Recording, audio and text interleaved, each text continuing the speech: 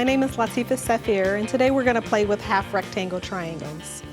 I'm a fabric designer. Actually, we get a chance to play with some of my fabric today, so I'm very excited.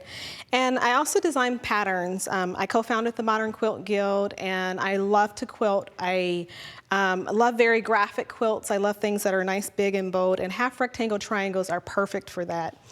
First of all, we'll talk a little bit about the shape of the half rectangle triangle. Sort of everyone's familiar with the term half square triangle. Half rectangle triangle is the same thing, but we're looking at a rectangular shape instead of a square. Because of the fact that your length is, or the height is different than the width of the fabric, there's a few things that are a little bit different in how you create them, and so that's what we're going to play with today. There's a couple of different methods that are used to make half rectangle triangles. One, there's a few specialty rulers out in the market that you can purchase. The limitations of those are that you're pretty much stuck with the same length and width of your half rectangle triangle. Paper piecing is always an option, and there's some really wonderful ways that you can do that. But today we're actually going to play with a method that's very similar to the same method that you're familiar with and your half square triangles. We have a quilt here on the wall that is a half rectangle triangle quilt that I designed that I actually did use paper piecing with because you can get a little bit more accuracy. So there's benefits and plus and minuses to every single technique. But this method is fun, it's easy, it's great for quilts where you're making a whole quilt out of the same size half rectangle triangle. So the first thing we do is we're just going to take 2 rectangles of fabric, just like that. And it does not matter how wide and how tall they are. We have long strips just as this that we can use.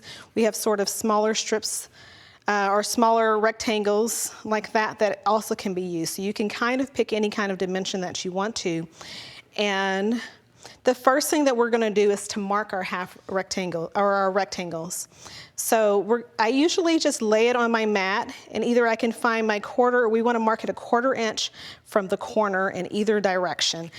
And we're going to do this on the back side of the fabric. This doesn't have to be an extremely accurate, but you want a pretty good point here. And I'm just going to put a dot in that direction. We want to do it on the opposite corner.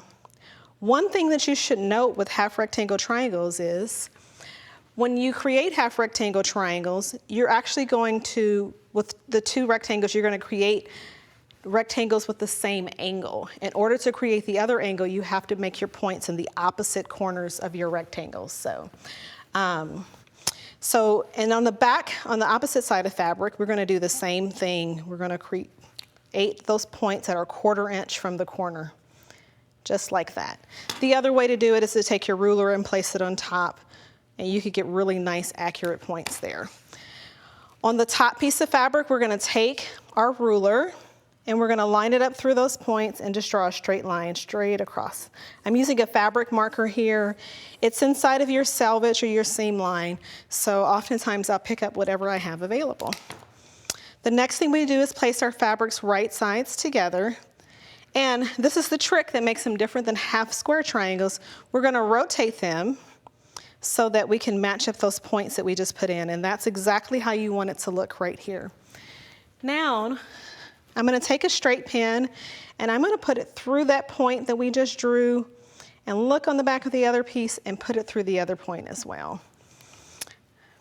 Make sure it's lined up, and I'm going to do the same thing on the opposite side. It's really easy to do.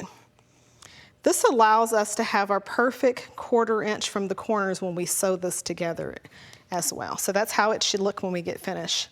We take that to our sewing machine. Now, all I'm going to do is I'm going to sew using a neutral thread. I'm going to sew 1/4 inch on either side of that line that I just drew. And you should always take your pins out before you get to them.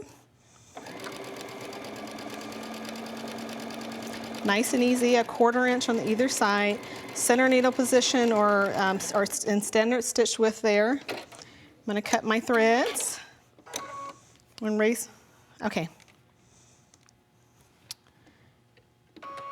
And we're going to sew the opposite side down.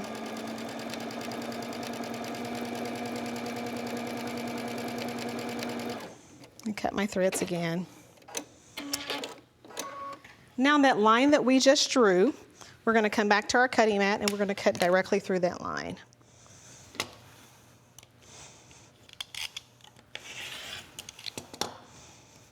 We take it to our iron. I'm going to press the seam towards the darker fabric here. You can press open if that's your preference as well. And I'm going to press the opposite side. And voila, we have a set of half rectangle triangles. Now, if we want to get the opposite angle, like we have on this shape here, we're simply going to put our 1/4 inch dots on the opposite corners. The fun things about half rectangle triangles is that there's a lot of different options that you have for playing with that particular shape. So you can put it in a very regular, sort of an order or pattern. You can combine half rectangle triangles of different sizes to create interesting shapes. And so in a lot of ways, it gives you a lot more possibilities for what you can do, even outside of what we can do with a half square triangle. And now we're going to take a look at a quilt that I designed using this technique of half rectangle triangles. This quilt is called Buzzed Birds. And I wanted to design a quilt using a very classic quilt block that I took and put my own interpretation or spin on. So it's the birds in the air technique, but instead of half square triangles that we talked about a little bit earlier, we extended them to half rectangle triangles to kind of create this elongated shape instead of a square shape. This quilt is really great for showing sort of how I use color. I love and understand the color wheel, but I look at colors and how they resonate with me, and that's how I pick them and select them. Of course, we put it on an angle here. It sort of represents the way the birds are sort of flying in the air. And also we have the two background colors as well, so I got to play with it a lot. If you really want to get super accurate half rectangle triangles, then it's really good to play with paper piecing as well. So the beauty of this technique is the fact that, or this particular shape is that, there's a lot of different techniques that you can use to achieve it. So the technique that you learned today, there's paper piecing, and there's specialty rulers as well. So it's a fun shape to play with because it interacts with each other, and itself it's actually a half rectangle triangle within a larger half rectangle triangle as well. So give half rectangle triangles a try.